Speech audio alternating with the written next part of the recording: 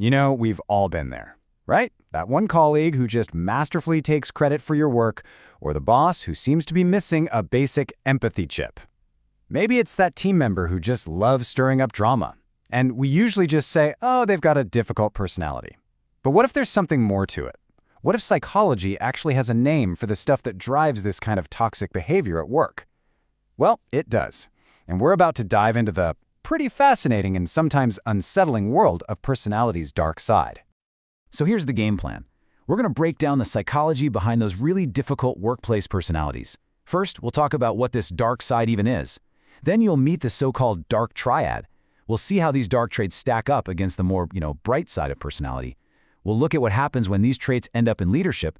Then we'll get super modern and talk about cyberloafing. And finally, we'll wrap it all up with what we can actually do to manage this dark side in our workplaces.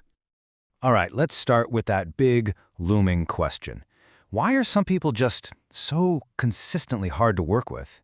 The answer, it turns out, goes way beyond office politics or someone just having a bad day. We've got to go a little deeper into organizational psychology. I want you to really think about this for a second. Get a person in your mind. The one who made meetings an absolute nightmare. The one you try to avoid in the kitchen. Their behavior. It wasn't just annoying, was it? It was destructive. It probably tanked morale, team performance, and definitely your own peace of mind. This is an incredibly common experience, and it's the perfect way for us to get into this really crucial area of personality research. Okay, so here's the thing. This isn't just random bad behavior. These toxic, kind of socially nasty behaviors, they often cluster together around a core set of traits, and psychologists have given this a really powerful name, the dark triad. Now, it's super important to understand this isn't a clinical diagnosis you'd find in some medical book. It's more of a constellation of personality traits that honestly everyone has to some degree. The real difference is the volume. It's when these traits are cranked way up that we start seeing some serious problems at work.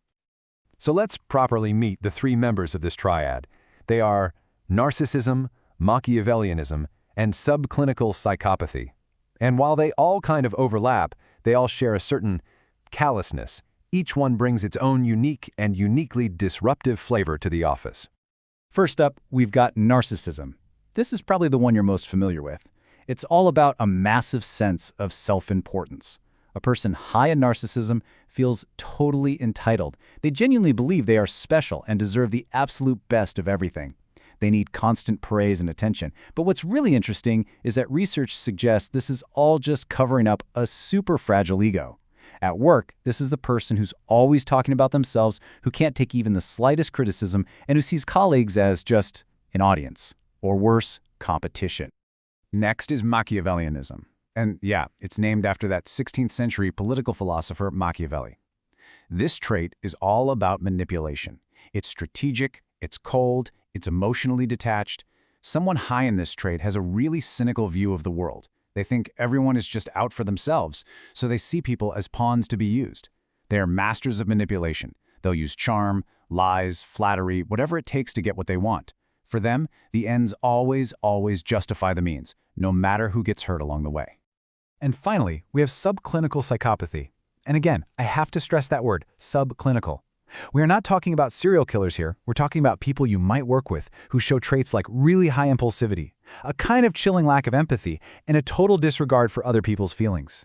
They tend to be thrill seekers who get bored easily, which at work can mean they're irresponsible and unreliable. They'll miss deadlines, ignore rules.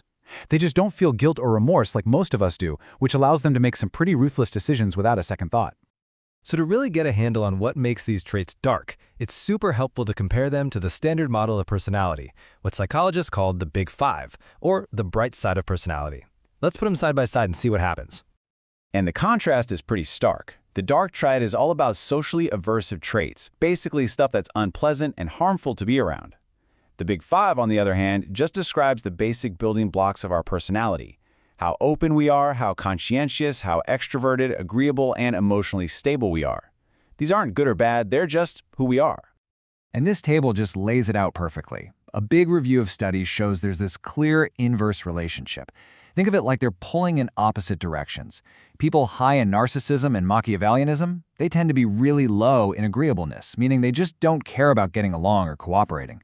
And look at this, Machiavellians and those high in psychopathy are also low in conscientiousness. That is huge for a workplace. It means they aren't reliable, they aren't organized, unless it benefits them directly. And psychopathy, well, as you'd guess, it's negatively tied to empathy and conscientiousness, the very things that make someone a good, trustworthy colleague. Okay, now this is where it gets really interesting. What happens when people with these traits actually get into positions of power? What happens when a narcissist becomes your boss? Well, the research shows it is a total double-edged sword, with some pretty surprising, and usually temporary, upsides. Let's start with the downsides, because whoa, are they significant. Study after study finds that leaders with these dark triad traits usually end up with teams that just don't perform as well. This is especially true for those middle managers who really need to build trust and collaboration. And it gets even worse when these dark traits mix with other things, like being overly dramatic and attention-seeking. And get this, if a narcissistic leader is also insecure and anxious, their negative behaviors get amplified, leading to chaos and a culture of fear. It's a tricky question, right? But it's an important one, because these people do get promoted. So what are we missing? In this crazy, complex world, can these traits that seem so negative actually be useful sometimes? Well, the answer, maybe surprisingly, is a very qualified yes. In super competitive fields, that extreme self-confidence of a narcissist can look like strong leadership, right? It can help them win a big pitch. The cold, calculating nature of a Machiavellian can make them a brutally effective negotiator. And that lower fear of risk that comes with psychopathy, well, that can let a leader make a fast, decisive call in a crisis when everyone else is frozen.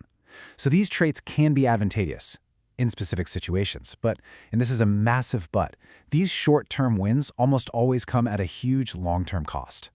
The same traits that get that quick win also destroy trust, kill psychological safety, and create a toxic culture that will eventually sink the ship. Okay, let's switch gears a bit. Let's go from the boardroom to the desktop. How do these traits show up in our everyday digital work lives? We're going to look at a super specific and, let's be honest, really relatable behavior that happens in almost every office: cyberloafing. Cyberloafing is exactly what it sounds like. It's using the company's internet for your personal stuff during work hours. Scrolling social media, doing some online shopping, checking your bank account, texting your friends. It's so common that some people call it time banditry. You're basically stealing time from your company. And look, a quick break is one thing, but too much of this is a massive drain on productivity.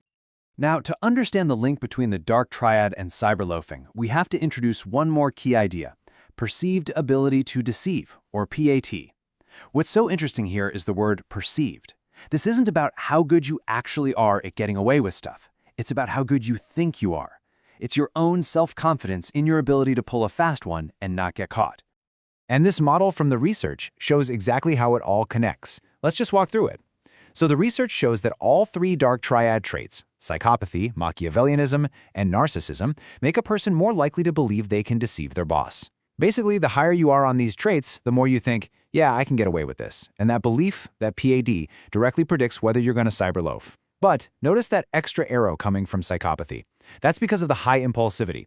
They might not even care if they get caught. They do it just because the impulse hits them. And this quote from the study just nails it. It's the combination of these dark personality traits plus the belief that they can get away with it that creates the perfect storm for this kind of bad behavior at work. It's a really potent mix of personality and opportunity. So, after all this, the definitions, the consequences, the way it all works, the most important question is still hanging out there.